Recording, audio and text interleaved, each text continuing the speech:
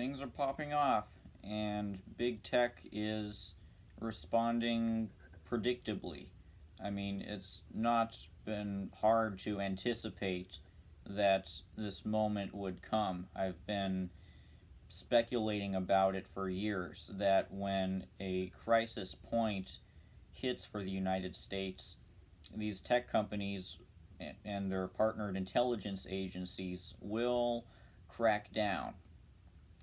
Now, I'm not defending or condoning the incitements to violence by these right wing nutcases, obviously, but I am pointing out that this trend of banning these nutcases is being taken advantage of by the imperialist technocrats and these big companies to also crack down on anti-imperialist voices.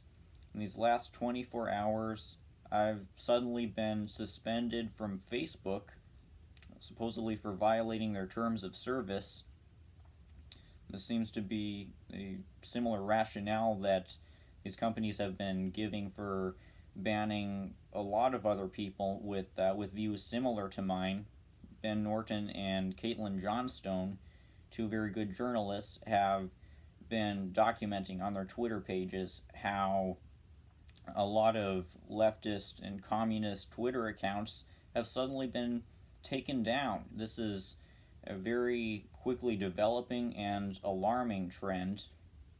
But the thing is, it's not just that this trend is predictable. It's that as revolutionary-minded people, we should not act like getting a platform from these big companies is the do-all, end-all to our success.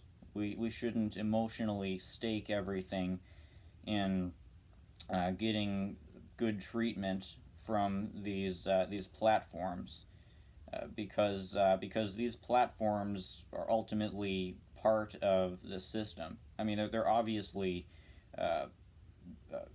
facets of modern neoliberal capitalism, and when we participate in them, when we play their game, we are feeding into it.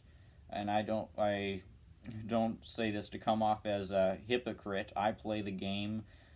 Many others play the game. I'm trying to build a platform because this is the only way that I can get my content out to a mass audience.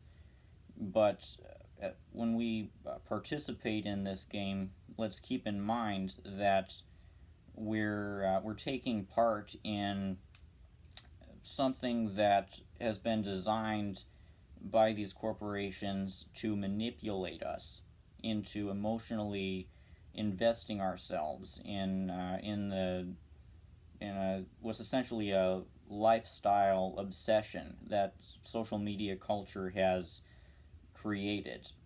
These platforms reel us in, and they try to make us obsessed with getting likes, with perhaps getting one-upsmanship against the latest person we're feuding it with.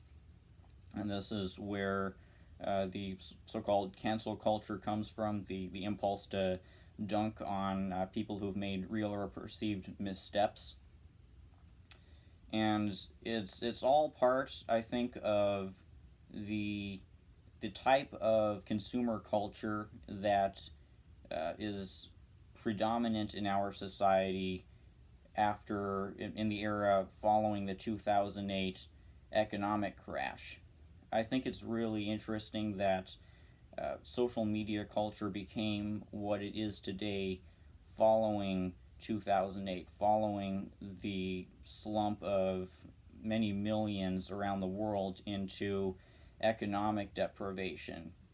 When this depression started a dozen or so years ago, so many people fell out of a place where it could be accessible for them to participate in the kind of decadent, luxurious lifestyle that traditional advertisements encourage us to participate in.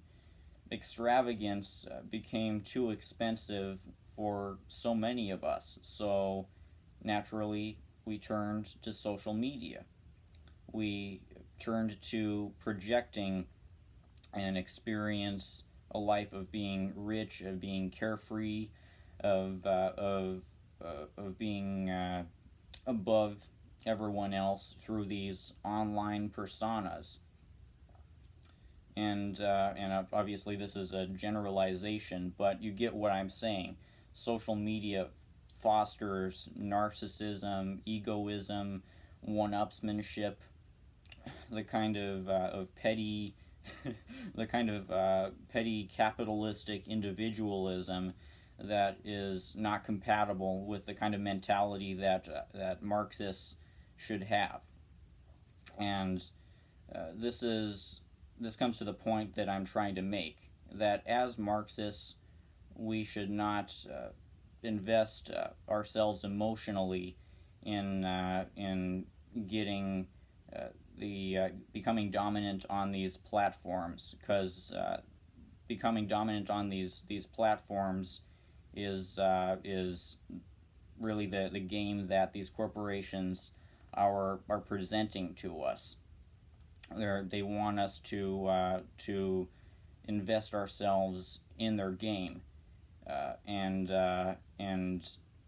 of course I play the game like so many others, but I don't stake everything emotionally in the idea of getting likes, because I see the reality on the ground. I see where history is going. I see how many people are slipping into poverty, deprivation, the threat of state violence as this pandemic and this global depression continue to escalate.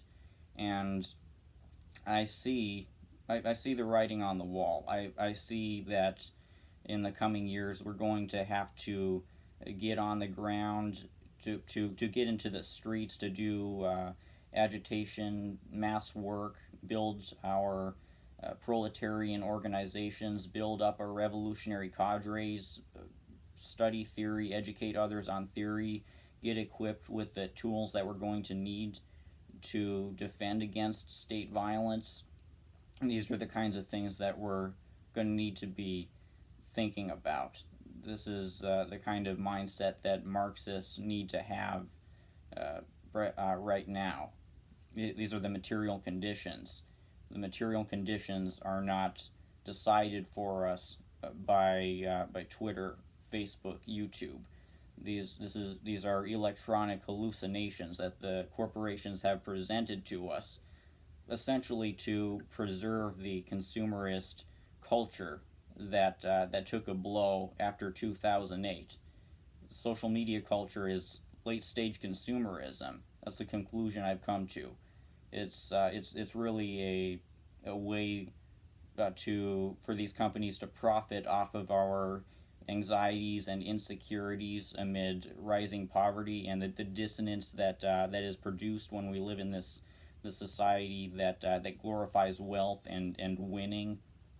We should, as Marxists, we should not be emotionally invested in winning the game that these corporations have presented to us. We should be invested in doing the work that will be required to take on the state and to materially improve the conditions of the people. This is the point I'm trying to make. Don't be afraid of censorship. Censorship is inevitable, and ultimately we're going to be able to overcome it. Revolutionaries have overcome worse things.